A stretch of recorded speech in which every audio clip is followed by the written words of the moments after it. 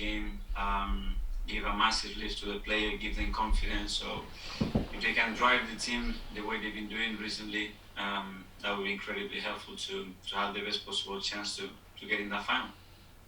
Just generally, how good do you think the atmosphere has been at the Emirates this season? Ever since the fans returned, it seems to have gone to another level. Well, obviously the way to play in that stadium when you have your people next to you and the way they've been, how encouraging, supporting, loud, really creating a bond with the team and being and part of the team, it makes a huge difference. It's one of the best atmosphere I've seen for many, many years at the Emirates. And I've been in a few of those, so I can just thank you, the fan, for the support that they are giving to the team. Thanks, Mikel. Thank you. Craig from Sky.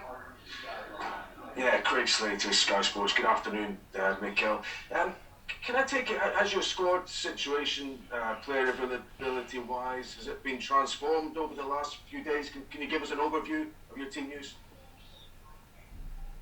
I can't, and I don't want to, because I don't want to give anything away. I'm sorry. There are issues. The issues have not been resolved. That's why we could not play the last game. But as you can understand, we want to keep that internal. Are there any doubts that the game could head then, given what you've just said? I hope that there is no more news from tomorrow and the game can be played. And this is the way we have prepared. Well, just in terms of fitness, I don't know if I can ask you about a couple of players specifically, but Emil Smith-Rowe, Takehiro Tomiyasu and Martin Odegaard, who we knew was coming out of his isolation period. What about their availability? Well, again, there are three cases that for different reasons haven't been able to play for us in recent weeks. And we are trying to change and raise the level of those players to the best possible way to compete tomorrow. Okay. Well, listen, obviously the North London derby didn't take place at the weekend. Tottenham made their frustration public. Antonio Conte talked of the postponement being strange and surprising. I mean, was it in any sense? Can you clarify how many players you had available for that? How many COVID cases you had? We didn't have the players necessary to put a squad available to compete in a Premier League match. That is 100% guaranteed. But this situation is, I think, a no-win situation. When we played the first 3 games of the season, while other teams were postponing matches, and we played and we tried to play, we were killed. Because you say, don't be naive, because if you have that many players out, don't play with your kids. And now we postponed the match for all the right reasons, believe me. And as well, you get those reactions. But I think they are normal. I mean, you have seen both sides of this. You forced to play the Brentford game earlier in the season when you were perhaps ill-equipped to do so. But can you understand supporters' confusion, or maybe even the criticism now that COVID cases are not the determining factor in these cancellations? I don't know if I understand. I'm telling you what we've done. And when the team has come to us and said we cannot play, and these are the reasons why we cannot play, and the game has been postponed, we have never, ever publicly questioned any of that. And we will not, because that's why we have the Premier League and the FA and the regulators to consider and to find out and to do the due diligence necessary, which is a lot, to postpone a match to try to maintain the friends of the competition. Okay. Now moving on, I want to ask you about Pierre-Emerick Aubameyang. A lot's been reported about him this week. Can you update us on where he is right now and his medical situation? Yeah, he's in London, and now he's going through some examination because we haven't had any clarity from the Gabon national team about the reasons why he came back. So obviously it's our obligation to make sure that medically the player is safe, is in good conditions, and there are not any issues related to that. And to try to avoid any suggestion that's the case, because so far, historically, everything that we've done with the player, he's never had that issue, so hopefully that's the case. Is there any chance he could go back to the Africa Cup of Nations? I mean, is it a missed opportunity for him? He tested positive, didn't he? If he'd had some game time, regained some confidence, could he have put himself back in your thoughts? Well, but that's the situation that we have. He contracted COVID, and then the national team decided to bring him back here, and this is where we are. So let's go step by step. Let's again do the right examinations and make sure the player's health is in the best possible condition, and then we'll see what happens. Okay. Last one from me. Ghana are out. What about Thomas Partey perhaps being available for your next league match against Burnley? Well, they played last night. It was a huge disappointment for Tommy, obviously, because representing his country, and in this period he had big games towards the competition. He's out now, so he needs to be fully focused and involved now with Arsenal. When? As soon as possible. Thank you. Thank you. George, BBC. Thanks, Mark. Hello, Mikel. Have you had any new COVID cases at all over the past few days? I just wondered, any update, any new COVID cases? No. No. Okay. You mentioned that you played through Brentford and a COVID outbreak at the start of the season. Do you think people forgot that? And when Arsenal fans were shocked at the scale of the criticism when the North London derby was postponed. What are your thoughts on that? That we've been very consistent. We play against Forest when we had 10 players out, and we tried to play, the next game and the next game. But and we went to Liverpool and we played, and we had many players out for that. When it get to a point where we could not put a squad available as the numbers required in this league to play again, that's why we didn't play. As simple as that. What do you say to some of these people that say, oh, you know, you can play possibly the academy kids or throw them in? I mean, is that just not possible? That could set their career well back? I just go back to the facts, and we have done that, and we have played with academy players, and we have played with 18, 19 years old players, where we already have the squad, the youngest squad in this league. So I think we've been through that, and we have to be consistent, and I think we've been really consistent. And tomorrow we have everybody available, as I expect. Not everybody, the players available as I suspect to play the match. We will play the match because we want to play football. You're going to have a full squad next time you play Tottenham, you would hope. So are you saying it's important for the integrity of the competition that the best players are on the pitch all the time, and that's one of the reasons too?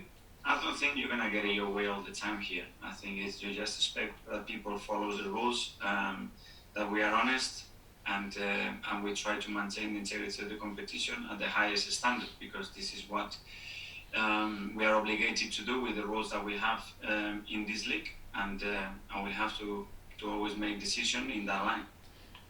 Just in terms of the game tomorrow, considering the problems you've got, the injury problems you've got, does that mean Liverpool are favourites tomorrow night? We're going to put the strongest team that we can, with only one intention, is to jump there, and after the final whistle, we are in Wembley playing the final. Good luck tomorrow. Thank you. Thank you. Thanks, George. Ian from TalkSport. Cheers, Mark. Apologies if my video isn't working. Hi, Mikel. How are you? I'm good, thank you. Mikel, I've spoken to quite a lot of managers over the last few days, obviously because there are a lot of games, and then everybody says the rules now need to be more transparent in terms of why games are being pulled off. Because if you had like 5 players out through COVID, that's fine. But when teams start adding injuries and international call-ups, that starts to make a bit of a mockery of things. Do you agree with that? We need to be more transparent and know exactly how many players fall into each category. Yes, but I think you have to do that from the beginning. To ask halfway to somebody, change, and when I want to be transparent, I'm transparent. When I don't want to be transparent, I'm not transparent. Is tricky and is a little bit manipulative. So I think everybody has to try to do the right thing, and if we have to change things, let's change them. But let's all act in the same way. And while nobody would in any way, shape or form say that Arsenal or indeed Burnley last night broke the rules, a lot of people are questioning why Arsenal's under-23s were able to play last weekend and Burnley's under-23s were able to play last night, and yet the first team weren't. I mean, to go on for a question you just answered with George, why isn't it possible to field an example and hold 11 of under-23s rather than let the game be postponed? Yeah, but there are a lot of things we cannot control. Is those fixture lists are already set, and we have the same problem. And we have players that have issues with vaccination. We have players that are coming on loan for different reasons, but they are in our list. But we just brought them in because they were injured and tried to help them because it's our responsibility. So the whole thing is pretty tricky to manage. Absolutely. And the Liverpool assistant manager said today he felt that they were written off last week, Liverpool, after the goalless draw with you at Anfield. Therefore, saying your favourites. What do you respond to that? I would love to feel that way. It's a game to play. It was just half time. There is another very competitive match to be played. And as I said before, we will play to be in that final. With your squad problems, obviously the game can go 2 hours tomorrow night, plus penalties.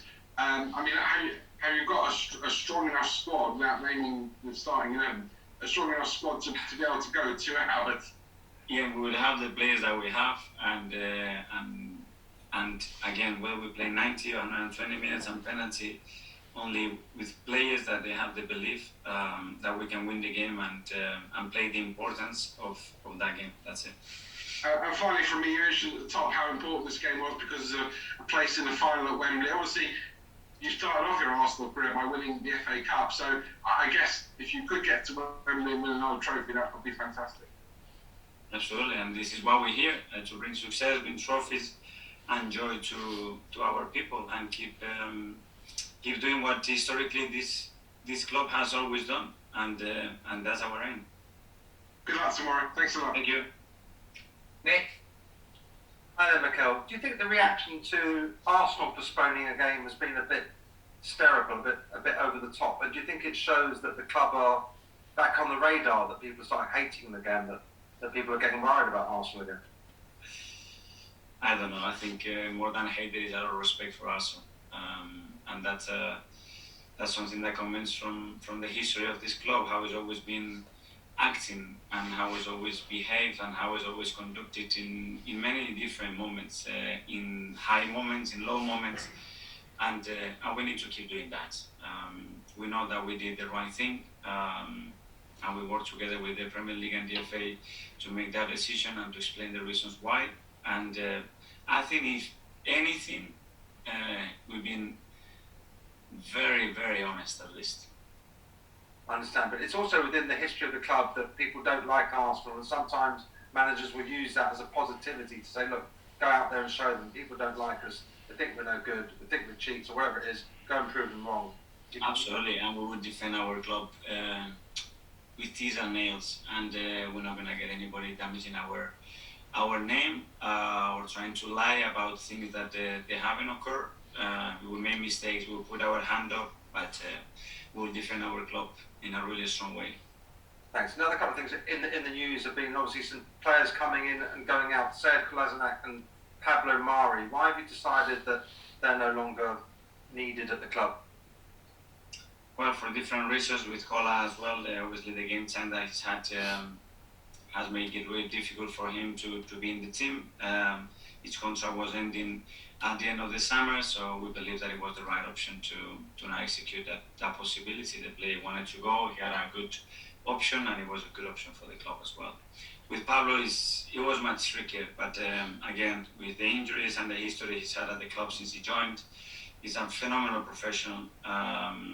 He hasn't had the minutes again this season. It was going to be difficult for him to play more minutes, and a good opportunity came, and we have to be open to that.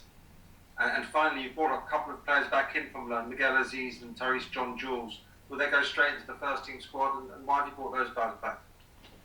Well, Mikel had COVID, so he's not been involved at all. Tyrese, we brought him back for different reasons. The long spells that things that we wanted to achieve with them weren't happening, so we decided to call them back, sit down, think, and now talk and discuss what's the best plan forward. And within the context that we are in as well, they can help with some numbers. Good. Or they could even go out on loan again? It's a possibility we're going to explore now when we have some normality after the Burnley game, that we have a break and the transfer window starts to shut, what the best options are for each individual. Okay, thanks.